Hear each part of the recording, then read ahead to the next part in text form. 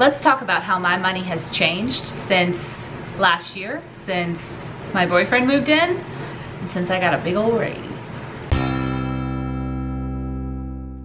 So it's been almost 6 months since I posted a budget report, and lots of you are wondering, what are my spreadsheets like these days? How did my budget change when my boyfriend Jacob moved in? Well, a lot of things have been shuffled around, and I'm gonna show you everything today. So let's jump right into my January budget. I'm not gonna show you each budget for each month this year. That's just gonna get a little tedious. But we can go over all the big ways that my budget has changed this year, and forgive it that it's a little messy. That's one of my favorite things about doing a budget in Google Drive, is that it's highly customizable to whatever I need, and I can write as many notes as I want. By the way, if you would like a copy of this type of budget to use for your own purposes, there will be a link to one on my website in the description box down below. You are free to clone it in Google Drive and fill in your own numbers and use it for your own purposes. So let's jump into January of this year. So every single January I have kind of a little money conference with myself, looking through the past year's budgets and seeing what maybe categories need to increase, maybe some that need to go away, some things that I maybe need to save for or stop saving for, and these are the basic things that I decided. First off, I removed a medical sinking fund because I found out that I just wasn't really needing or using it, and I have an emergency fund and a medical fund to float me if I ever do have a problem there, so I just eliminated it from my budget and my sinking funds. I upped my blessings category by $5. I upped my big savings and investing by $35, upped gas by $5, upped electrical by $27, upped restaurant by $5, lowered my fitness costs by $25, and I upped Rory's sinking fund by $10. So all these seem like very arbitrary numbers, but that's what happens when you do a zero-based budget. So my income was the same in December and January. I made $2,811.13 from my normal job, and 7.7% is taken out before that, pre-tax for retirement. And then I made $851 on Budget Girl. Oh, actually, let's go back up. So how those changes affected my budget was, as you can probably tell, I'm trying to shift more towards investing this year, and I've continued to do that throughout the year as I've figured out where I want to invest and in which kind of accounts. And I'll have a video upcoming on that, on my 10 investment accounts and why and where I'm investing. And not everyone needs to have that many accounts, but I'll show you why I do. So as you can see, my basic bills were $1,239, and my lifestyle expenses, so personal, restaurant, clothing, fitness, Hulu, that kind of thing, totaled out to $527. I was putting $370 a month towards sinking funds, including long-term savings, Christmas, car repair replace, travel fund, and a sinking fund for Rory's annual medical expenses. I used to have more sinking funds, but I've found I don't really need them anymore now that I have a fully funded emergency fund. So I just basically fund things that are know or upcoming consistently.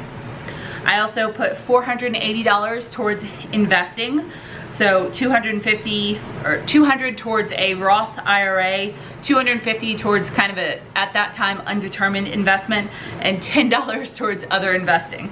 And that totaled out to the amount that I actually make. So going down to the bottom, I made $851 on Budget Girl that month, and then I just had a couple of little expenses, and I also had some income from Budget Girl other than Google.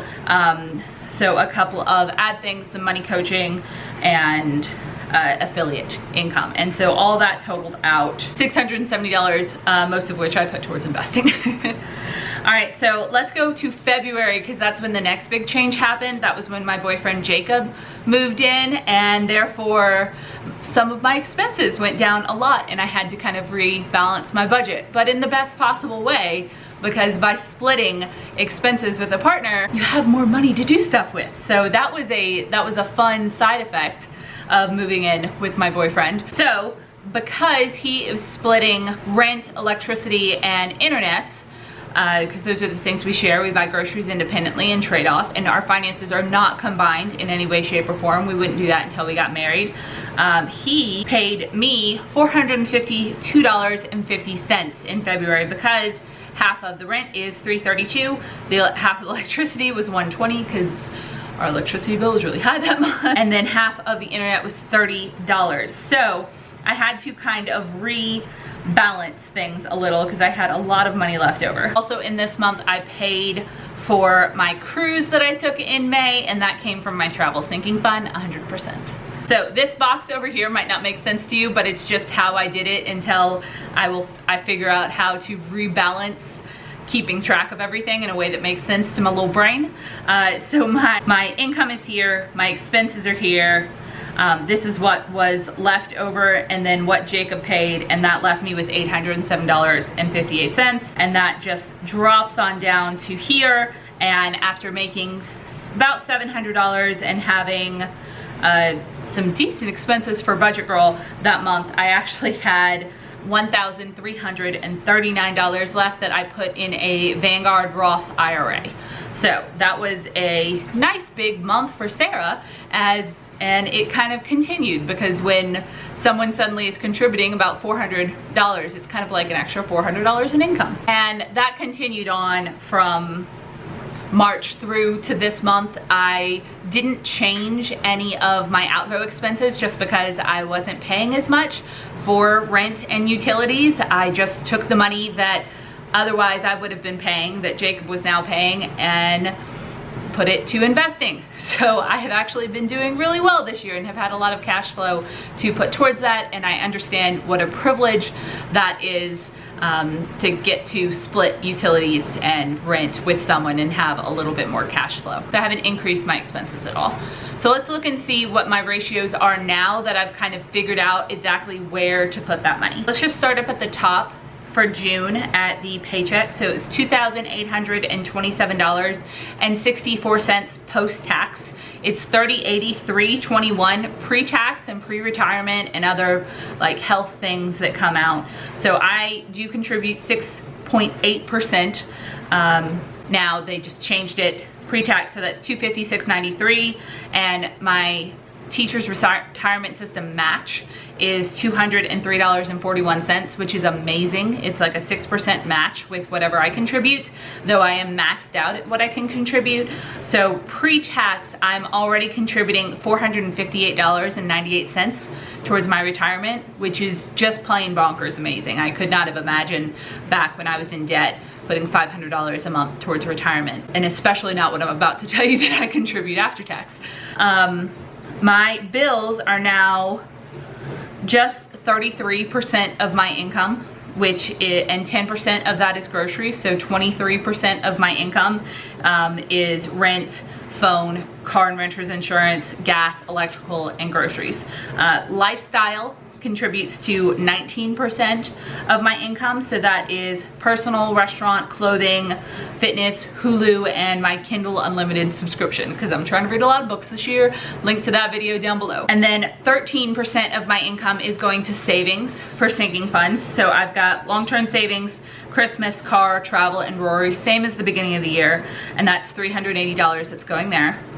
And then where the bulk of the extra money ended up going to was investing, which is 28% of my regular income, simply because my regular bills went down when I moved in with my boyfriend. I need to put that money somewhere. Might as well put it to grow wealth and build my future. So $250 is going toward a Betterment investing account for eventually a new home that I will own myself. Big dream there. And $200 is going towards a Roth IRA at Wealthsimple, and $100 is going to a Vanguard Roth IRA. And I'm also investing another $250 into an index fund. So that is a huge amount of money, and I completely realize that not everyone is going to have $800 a month to contribute towards investing. This is simply what my money breaks down to. I haven't really increased my lifestyle since I was in debt. So all of the money that was going towards debt every month, at some months I was putting $1,000 towards debt, is now, very luckily, I get to put that towards investing. And so my costs of living are low. I would rather invest for my future, and I feel like I live a really good life on the level that I live. So grand total, that equals savings and investing. I'm putting 41% of my income towards savings and investing, which is pretty amazing, and that's post-tax. So that's goes down to 34% when you count pre-tax income, but 40% again when adding in pre-tax income with the contribution and the max. So it hovers right around 40% of my income, either pre-tax or post-tax. I'm saving and investing, which is amazing. That's so cool. That was a goal I didn't even know that I had. And that is just from my normal job. So let's scroll down. This month, I don't know what I made on YouTube yet, but if we go to May, I can tell you I'm not making as much. No one's making as much on YouTube these days. Last month I made $538, and I don't think I have any sponsorships or anything like that coming in this month. So generally, minus any expenses. For instance, I had to pay a lot of money for a trademark recently. Minus any budget goal expenses, mailings, that kind of thing, I generally invest all of that money too, because this is a one-person operation and I get to take anything I make home as income. So very, very cool there that I get that little extra bonus at the end of every month, where if I didn't spend everything from the business back into the business, that I get to invest that as well. That is my current money situation and plan. I'm honestly so blessed that I get to contribute 41% of my income post-tax to retirement and saving, and that number changes a little each month, considering how much I make from my business and how much I'm able to keep from that. But based off of just my regular 40-hour weekday job, that's pretty cool, and will definitely enable me to be pretty wealthy in the future, as long as the stock market doesn't completely crash and stay crashed, and you know, the world shuts down, which hopefully not. So that's the way my budget looks now. I actually think it's pretty simple once I have it all figured out of where the different money is going to go. It changed obviously to my benefit a lot whenever I get a raise or when Jacob moved in, because I have a lot of extra money that gets to go to debt. And I make $44,000 a year at my regular job. So I'm not extremely wealthy. This is very clearly middle class. This is such a dream, honestly, and I'm incredibly grateful for it. And I could not have imagined making and saving and investing this much back when I had $33,000 in debt and was making $26,000 a year. And that was just 3-4 years ago. So if you take anything from this video, perhaps it can be that in just a few years, your money situation can drastically change. And that if I had debt, none of this would be possible. I would still be paying hundreds of dollars in interest every single month instead of earning interest every single month. I wouldn't be building wealth in a future for myself. I would just be paying for, you know, school still. And I'm so glad I didn't do that, because I keep getting emails about student loan forgiveness, because technically I'm a government employee, you know, and I'm like, no, that is taken care of. That is gone. I am so glad that I don't have debt anymore, because it's enabled me to have a life now where I can save and invest and give and live. And it's awesome. So thank you so much for watching. I would love to know what percentage of your income you're hoping to save or invest one day. I never ran the numbers back then, but I was probably about at like 35% of my income I was putting towards debt when I was in debt. So this is better. This is a lot better. And I would love to know what kind of dreams you have for your money and your life when you're debt free, or how you're making those into action if you are. All right, I will see you guys next time. Don't forget to like this video and subscribe if you'd like to be nosy in my money again. You're welcome to. It's fun, it's free. And don't forget to your free Excel budget at my website linked down below. I'll see you guys next time. Bye.